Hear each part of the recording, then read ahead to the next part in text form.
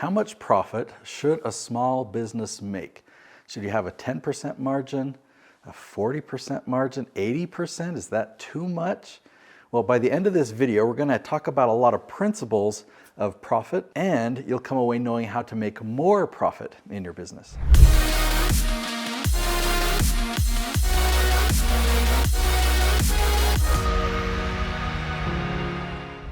I have not taken any economics classes or business classes.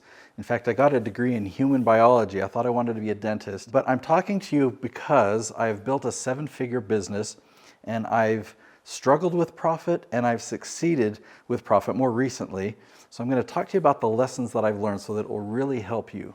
Now, for those people who have taken economics classes, this is probably obvious, but it wasn't obvious to me. For many years in my business, I understood profit wrong. So I wanted to find profit the way I saw it and how I see it now. So profit to me was I have all this revenue and then I have all these expenses and my own salary. So, I can make ends meet. And as long as those two things were equal, I had a profitable business. That's what I thought. And I thought that for many years. Man, that was a struggle. 8.5 years of a financial roller coaster with that belief. Just thinking that my revenue and all my expenses, including my own salary that I paid myself, if they were equal, that meant profit. The reason that that was such a struggle is I paid myself last. I paid myself last. And so, even though my needs might have been this big, what if all my expenses added up to this point and there was only this much left? It's like, well, my income is lower this month. That happened all the time. But then I'd have a great month where I had more revenue and I was like, oh wow, I just made 10 grand this month in my own income. I'm doing something right. But I would do stupid things with that money. I wouldn't put it into the savings. Maybe I thought I was doing something good. Ooh, I got to pay down this debt. It's just not a good place to be in. But there was a shift. About 8.5 years into my business, which is now 5 years ago, I had the realization that something had to change. So I decided I'm going to pay myself first. I'm going to make my income stable and I'm going to make savings a priority. I'm going to put in a consistent amount every single month. Now, an interesting thing happened. Like, let's say with the same revenue numbers, if as my expenses added up, I had my income as an expense first and savings as an expense first, and I had to make adjustments in other places. What my concern was is that I would not be able to pay my team. I would not be able to pay my staff or something like that. That was why I had never done this before. But the interesting thing is, because I was consistently putting money in savings, I had a cushion. And because I knew that my own needs were met, it took this stress off of my shoulders. Man, I didn't realize how heavy that was. But this financial stress, this weight that I've been carrying for 8.5 years, it was much easier to be successful. I guess I never was late again. In previous years, there were times where I had to tell my overseas team, I'm sorry team, I'm gonna have to pay you a week late this week, or maybe it was just a couple days. But when I started paying myself first and I started consistently putting money in savings, I've never had to pay people late since.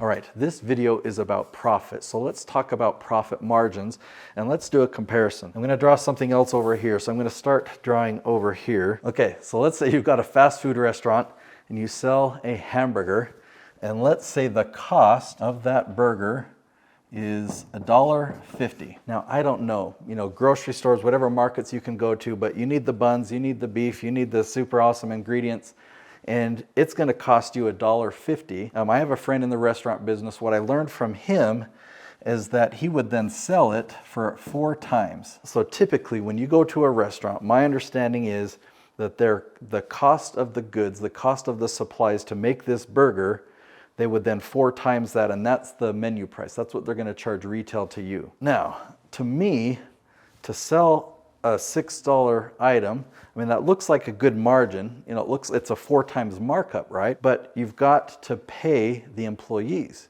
You've got to pay for the electricity. You've got to pay for the building, right? So your margins are teeny. I'm just going to make up some numbers here, but let's say in total at this burger restaurant, the total amount of revenue that comes in, let's say it's $25,000 per month. Okay, so $25,000 a month are coming in, and let's say the expenses and all the overhead and all the costs for the employees, the electricity and everything, let's say that comes out to $22,000 a month. that means that net, there's only $3,000 per month. Now, I mean, that can be significant. If I'm the owner, if I'm not actually working there, if I just own this franchise, the system's running without me, and I've just got $3,000 a month coming to me, that's great. But if I'm a manager and I'm putting in 40 hours a week and that's my take home, I mean, that is tough. That's such narrow, teeny margins that to me, this type of business does not make any sense. I'll switch to another color and I'll be small because I got to save this space here. I got to save this space. So let me draw a course. If I sell a course and it's $1,000, I might have a software fee, monthly fee that I pay for that course, and maybe it's $100, but that cost is fixed and I only have to pay that fee once. I can sell 1,000 courses and that fee is not going to change. So this is pretty much negligible. I'm going to say that this is close. We'll just call it 99% profit margin. Okay. So I love selling items that have a high profit margin. It doesn't have to be 99, but I brought up two extreme examples, something that I just don't get the restaurant business because the margins to me seem so small and it seems so risky. Whereas to have a business built around things like this, or imagine, something with a 70% profit margin, that just allows you to do so much in your business.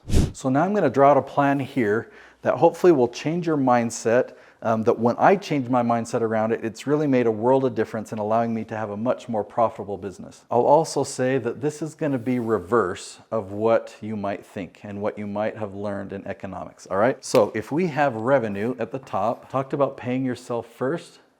Okay, so we're going to decide how much profit. So profit is what we need to first consider. We're going to talk more about that. Next is taxes. Okay, we need to plan for that first. Now there's other videos we can talk about the great tax advantages of business and entrepreneurship, but that's a topic for another video.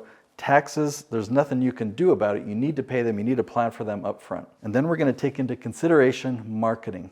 Marketing is critical for your business to continue to grow and thrive. There needs to be continual leads coming into your business. After all of that, then we have expenses. So do you see how different this is than most businesses? We typically have revenue, we subtract our expenses, and then we see what we have left over for profit and marketing, and we don't even consider taxes, and so that ends up, hurting us down the road. But in this case, you get to decide how much profit your business makes. You look at revenue numbers in the past, you set projections on where revenue numbers can be, but you then decide how much profit do I want to take home? How much money do I want to put in savings? This is all profit. So whether you have a small profit margin or a large profit margin, that is your choice, that is your decision. If you decide that first, you calculate how much taxes will I need to pay, and you set that aside.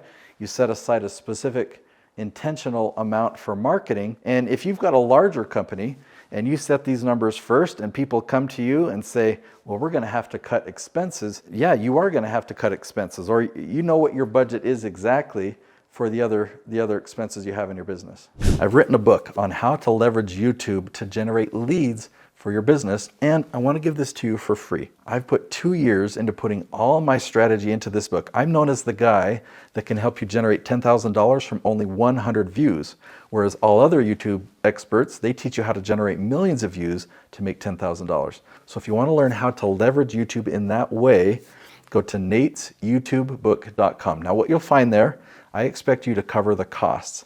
So the cost to print this full color book and the cost to ship, but no profit to me. That's my gift to you.